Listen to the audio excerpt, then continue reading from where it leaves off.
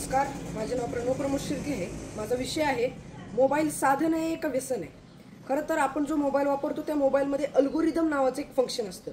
ते फंक्शन नेमकं काय काम करतं तर आपण ज्या वेळेला नव्याने सोशल मीडियाचा वापर करत असतो त्यावेळेला आपण ज्या गोष्टींना लाईक करतो, शेअर करतो किंवा ज्या गोष्टी वारंवार आपल्याकडून सर्च केल्या जातात त्या गोष्टी पुन्हा पुन्हा आपल्याला दाखवण्याचं काम हे अल्गोरिदम नावाचं फंक्शन करत असतं।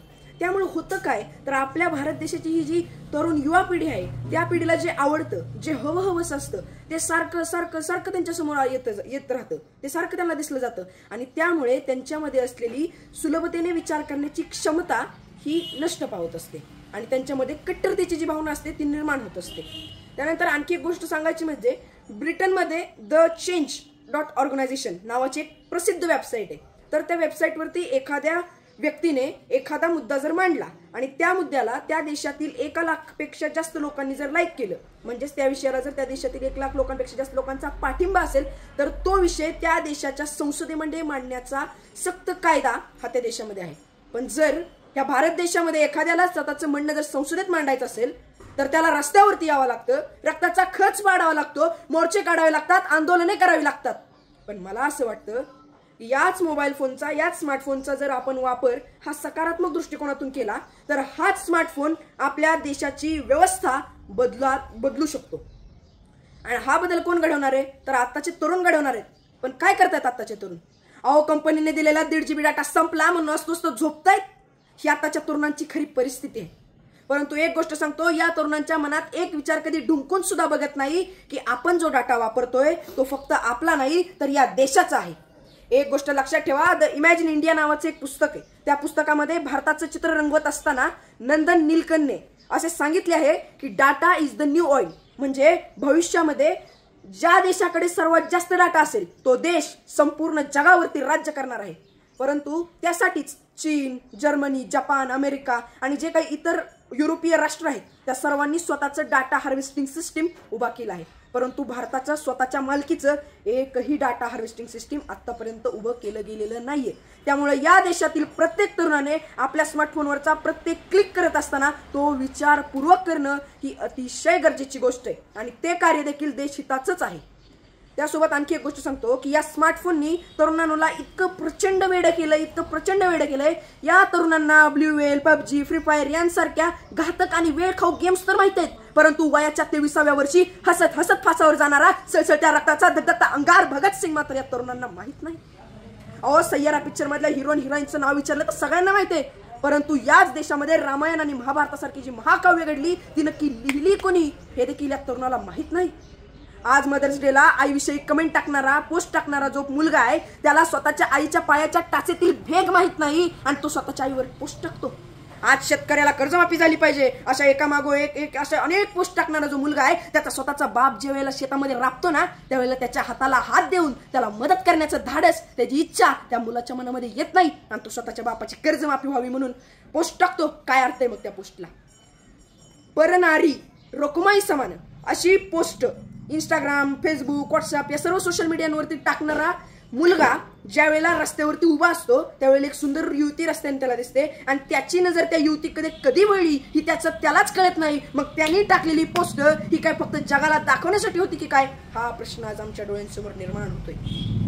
खऱ्या अर्थानं तोच नव्हे तर आपण देखील ज्या वेळेला अनेक अशा निसर्गरम्य ठिकाणी जात असतो त्यावेळेला तिथं जाऊन तिथलं निसर्गाचं सौंदर्य मनभर बघून ते मनात साठवण्याऐवजी त्याची सेल्फी काढून ते गॅलरीत साठवण्यात आपण व्यस्त असतो। तिथं आपण जातो कशासाठी? आपले दैनंदिन विचार असतात, समस्या असतात, प्रश्न असतात, ते बाजूला ठेवून शांत चित्ताने एकाग्रतेने त्या निसर्गाचं सौंदर्य घेण्यासाठी आपण जात असतो। परंतु ती गोष्ट मात्र तिथं घडतच नाही।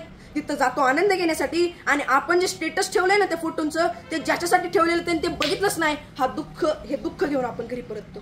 काय चाललंय हे समाजामध्ये? संत तुकाराम महाराज म्हणाले होते, पुत्र होई ऐसा गुंडा ज्याचा तिन्ही लोकी झेंडा।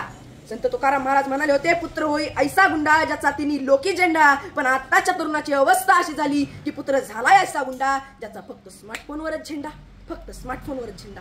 आणि हा स्मार्टफोनवरती झेंडा गिरवणारा तरुण काय म्हणतोय माहितीये? आहे तरुण तर घे मजा करून, जाशील मरून तर टाकतील पुरून। अरे हे विचार आहेत आताच्या तरुणाचे। अरे काय विचार होते ते छत्रपती शिवाजी महाराजांना घडवणाऱ्या राजमाता मासाहेब जिजाऊ साहेबांचे? काय विचार होते ते छत्रपती शिवाजी महाराजांचे, आणि काय विचार होते या शाहू फुले आंबेडकरांच्या महाराष्ट्राचे, आणि काय विचार झालेत आजच्या या तरुणाचे. आजच्या तरुणाचे विचार कसे असायला पाहिजेत. आम्ही आजचे तरुण समाजसेवा करू मन भरून, भ्रष्टाचाराला टाकू पुरून, बेरोजगारीला टाकू मारून, गोरगरिबांना सोबत धरून, अन्यायाचा पराभव करू दारून, आणि तेव्हाच म्हणू स्वतःला या देशाचे तरुण. असे विचार आजच्या तरुणांचे असायला पाहिजेत. परंतु ते विचार आज तरुणांचे नाहीयेत. त्याचं कारण आहे स्मार्टफोन. स्मार्टफोन एकदा हातात घेतला की वेळ कसा आणि कुठे जातो हे कळतच नाही, आणि मग इतर गोष्टीवरती विचार करायला वेळ तर काही मिळतच नाही. परंतु एक गोष्ट मात्र खरी आहे की आज जो इथे कार्यक्रम होत आहे त्या कार्यक्रमाचं जी माहिती आहे ती मला स्मार्टफोनवरूनच समजली, आणि त्यामुळेच मी आज तुमच्या समोर हे माझे काही शब्द तुम्हाला सांगू शकतोय. मोबाईल हे एक साधन आहे, ते चांगलं किंवा वाईट असू शकत नाही, परंतु मोबाईल आपण साधन म्हणून वापरतोय का व्यसन म्हणून वापरतोय ही सर्वात महत्त्वाची गोष्ट आहे. त्या अनुषंगाने एक गोष्ट सांगू इच्छितो की आत्ताचा जो पावसाळा झाला त्या पावसाळ्यामध्ये मराठवाड्यामध्ये खूप पूर आला होता. खूप पुराने माणसांना हैराण करून ठेवलं होतं. त्यावेळेला झटकीपट व्हॉट्सअप ग्रुप बनवून त्या पूरग्रस्तांना अतिशय मोठी अशी मदत करण्याचं काम देखील या स्मार्टफोनमुळे झाले बरं का. ते देखील आपल्याला नाकारता येत नाही. अशा प्रकारे स्मार्टफोनचे काही चांगले आणि काही वाईट असे सगळ्या प्रकारचे फायदे तोटे आहेत, ते आपण समजून घेतले पाहिजेत आणि स्मार्टफोनचा वापर हा साधन म्हणूनच केला पाहिजे. त्यासोबत तुम्हाला एक गोष्ट सांगतो. तथागत सिद्धार्थ गौतम बुद्ध यांच्याकडे त्यांचा एक शिष्य आला होता. शिष्य गौतम बुद्धांना म्हणाला, स्वामी विष म्हणजे नक्की काय हो, विष नक्की म्हणतात कशाला. त्यावेळेला गौतम बुद्ध म्हणाले होते, एखादी कोणतीही गोष्ट ज्या वेळेला अति होते त्यावेळेला तिचं रूपांतर हे विषामध्ये होत असतं. एक गोष्ट नेहमी ध्यानात ठेवा, ऊस किती जरी गोड लागला तरी तो मुळासकट खाल्ला जात नाही, आणि खाल्ला तर त्याचे दुष्परिणाम हे भोगावेच लागतात. या गोष्टी समजून घ्या. खरं तर समाजामध्ये मोबाईलच्या प्रती अतिशय एक प्रेमाची भावना लोकांमध्ये निर्माण झालेली आहे. समाजामध्ये दोन प्रकार असतात. एक असतो निर्माता आणि दुसरी असते निर्मिती. ज्या वेळेला निर्मिती ही निर्मात्यावरती वर्चस्व गाजू बघते, अधिराज्य करू बघते, त्यावेळेला त्या समाजाचं खऱ्या अर्थाने पतन होत जात असतं. आणि मानवाने निर्माण केलेली स्मार्टफोन नावाची निर्मिती आता मानव नावाच्या निर्मात्यावरती अधिराज्य करू बघते. त्यामुळे माणसाची पावलं ही विघटनाच्या दिशेने चाललेली आहेत. आणि हे जर रोखायचं असेल, हे जर बदलायचं असेल तर ते दुसरं कोणी नाही, आपणच बदलू शकतो. आपण स्मार्टफोनचा वापर कमी करूयात. आपल्या कुटुंबातील लोकांना गरजेपुरता स्मार्टफोन वापरायला लावूयात. एवढे सांगतो. धन्यवाद. जय हिंद.